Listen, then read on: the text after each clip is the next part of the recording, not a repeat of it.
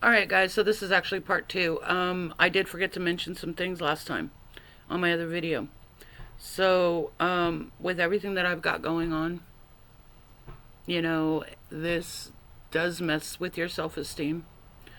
It does mess with your outlook on life, And what I was going to say before was the fact of I used to wonder a lot why, you know, people who become addicted to pain pills, why they did it, you know, and I'm never going to do it. I don't like taking pills. I only take ibuprofen, but there are people that take the stronger pain pills, and they become addicted. And I never could figure out why until now.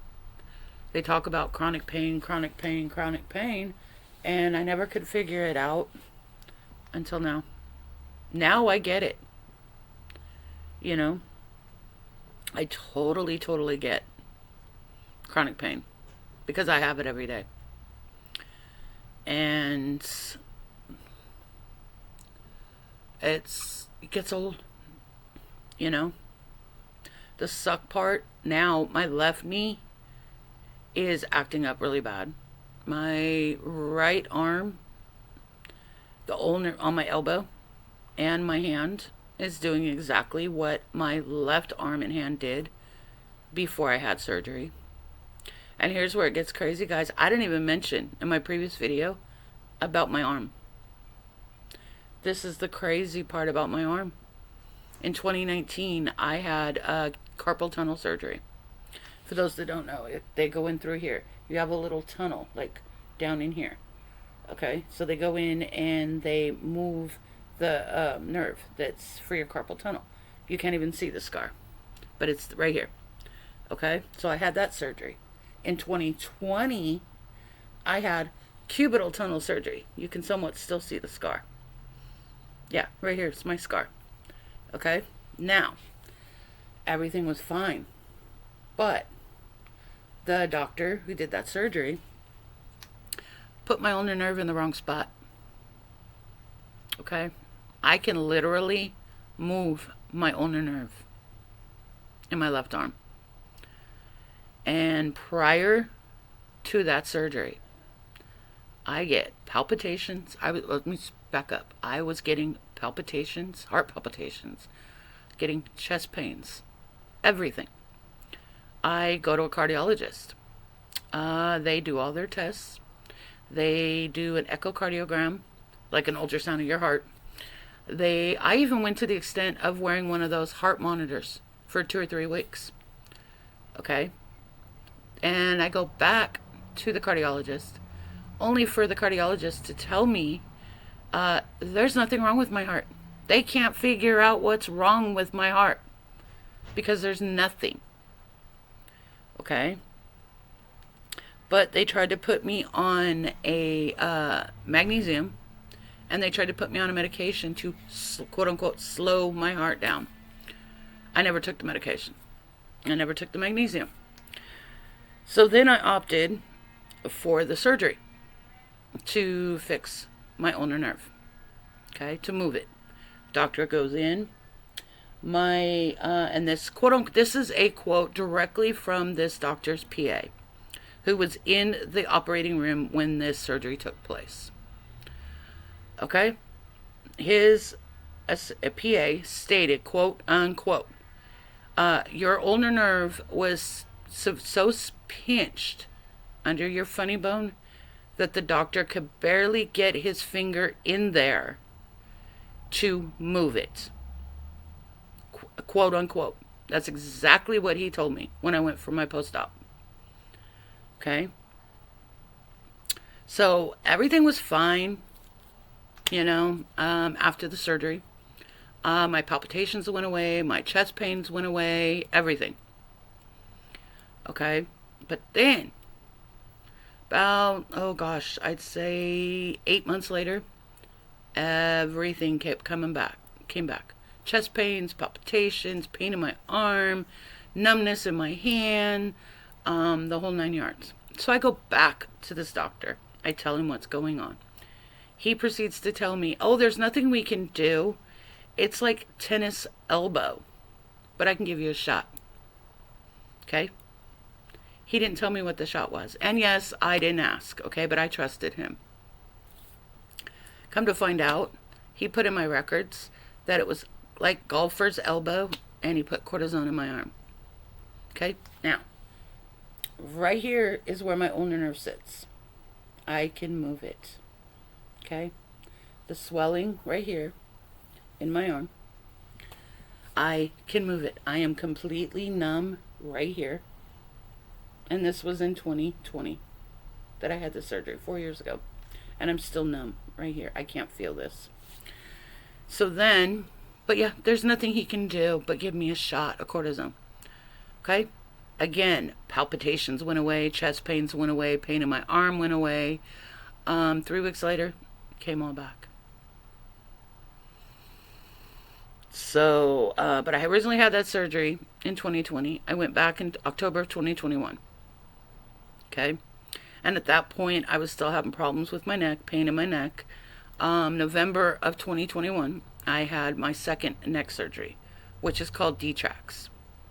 Okay, April of 2021, I had what's known as ACDF.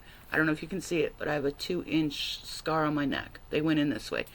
ACDF is anterior cervical dissection fusion, where they go in and they move your esophagus and your vocal cords, and they get to your spine. And at C4, C5, I plate screws and cages. And then with the D-Trax, went through my back. I have 6 staple scars in my back, my upper back right up in here, from where they went in that way. So from then, everything was fine until from the end of November until March. End of November of 21 till March of 22. Okay? Everything was fine. I was 100%. 100%. Okay? April 5th of 2022. All of a sudden I get hit with everything at once. And then it's just gone downhill from there. April 5th, I was able to still drive. I took my son to school. And waiting in line to go up the hill to get my son into the parking lot to school. All of a sudden, started getting lightheaded, dizzy, started shaking, everything. I was able to pull over. And at first, I thought I had a low blood sugar. I talked to the school. The truck sat there till the end of school. I went and got it. It was fun. April 14th, same thing. I go to take my son to school. And I'm sitting there at the stoplight, turning my head like this. All of a sudden, I started this. And lightheaded, dizzy, everything. So I was able to pull over to a parking lot next to the school. And my son walked the rest of the way to school, which wasn't that far. It was like the parking lot's here, the school's right here. So he just had to walk a little bit and up a hill. That was the day that I ended up in the emergency room. My husband called an ambulance because we didn't know what was going on. So I wasn't low blood sugar. I wasn't any of that. So, and ever since then, I've been able to drive. And you can look back at my previous video and see what I was talking about that one. So, but I can see it. I can see it now about chronic pain. And, you know, I don't know. I mean, I don't know how else to say this. I feel helpless. I feel like I'm a burden on people when I ask for help. And, you know, I don't know else how to say it. You know, I tell my husband all the time, I feel like I'm a burden to him. He actually gets mad when I say that because, you know, to him, I'm not a burden. To my kids, I'm not a burden when I ask them for help. But as a mom, moms are supposed to be Wonder Woman. Moms are supposed to be superheroes. Moms are not supposed to ask for help. Moms are supposed to be able to do it all. Up until 2022, even though I had medical problems going on, I could still do it. But as of April 14th of 2022, I could no longer do it. I need help. I needed help. I can still do certain things. And sometimes I do more than I should. And I pay for it. But I want my life back, guys. I do. I want my life back. I want my world back. I may never be able to drive again because of all this. I'm gonna take a bath. All right. Wow. Okay, I heard you. I may never be able to drive again. And I mean, truth be told, it's probably going to be that. Because it's been so long since I've had doctors really truly listening. All these doctors want to do is give you medication. And it's let's see if it works. I was told a while back from somebody who heard this from her very doctor. Doctors are not in the business to cure you. Doctors are in the business to treat you. And if they cure you, then they can't make any more money off you. And, I believe it. I do. And that's why these doctors don't want to fix me. Because they want to continue to treat me. Sitting here right now, it's killing my back. And, my knee hurts, my ankle hurts, my arm hurts. I feel like there are days, and just yesterday, and I'm starting to feel it right in here right now. I feel like somebody's got me like this, and then they've got me like this. Like, just totally grabbing me. I get pain across here. And, it gets old. It really, really gets old.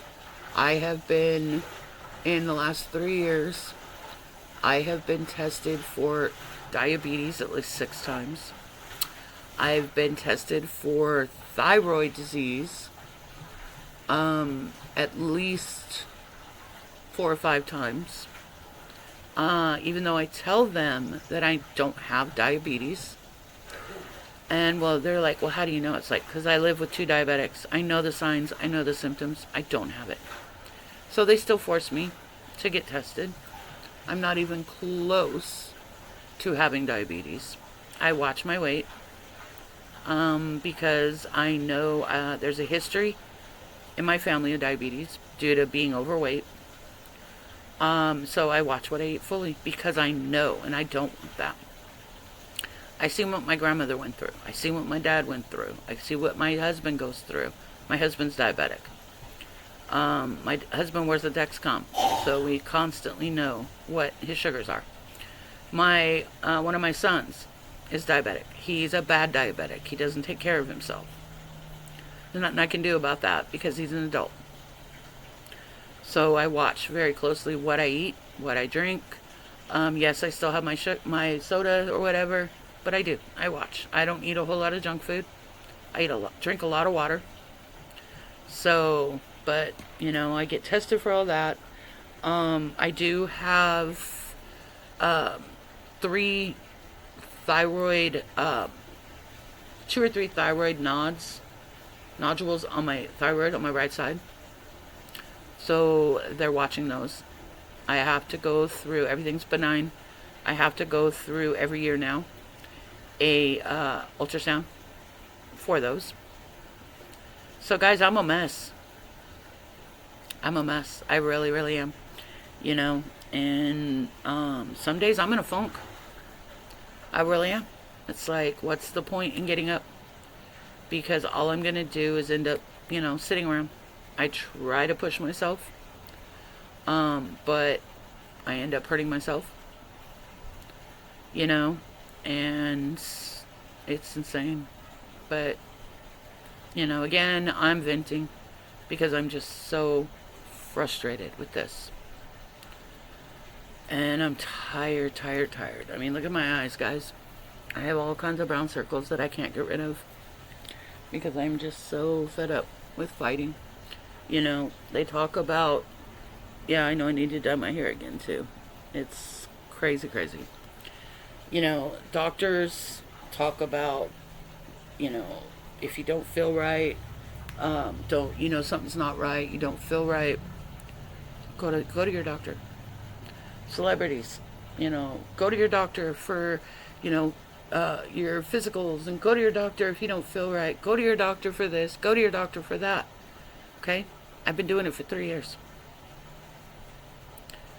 So when is enough going to be enough? When are doctors going to listen? And I get it, you guys. You don't know the answer to that. I don't even know the answer to that. You know, I've had in the last 3 years, I've had a total of 3 doctors listen to me. Yep, 3. And as far as my spine goes, I'm supposedly at the best hospital for this area for my spine. I'm supposed to be in good hands. So it's like, if I'm in good hands at this best hospital in this area, which is about 2 hours away depending on traffic, maybe a little less, then why am I still in pain? Why am I not being offered anything other than cortisone injections and pain management to where they want me to travel to go to this place, you know? And I know what's going to happen. It's going to be twice a week, okay? When I travel, guys, when I have to travel like distance like that, I have to sit with a neck pillow on, okay? And I have to sit all the way back like this with my neck pillow on, because if I sit up like this, I get nauseous. I don't know why, but I have to literally sit all the way back with a neck pillow. And if I even try, hi Bumble, oh wow, you're a big guy, one of those big black bumblebees. Anyways, if I try to sit up normal, I will get severely nauseous, and the amount of pain that I have. But yet, nobody wants to listen to that. Nobody wants to, you know, truly listen to me. They push me off. You know? And, I mean, at this point, I just don't know what to do. I really don't. I need my independence back. Oh, God, my hair's awful. I need my independence back, guys. And I'm really getting to a point that I want to be done with doctors. You know? I really do. The way I grew up, I have a hard time trusting people. I really do. And, so with everything that I've been through in the last 3 years, it's really hard for me to trust new doctors. And so I don't get it. Anyways, thanks for listening. Bye.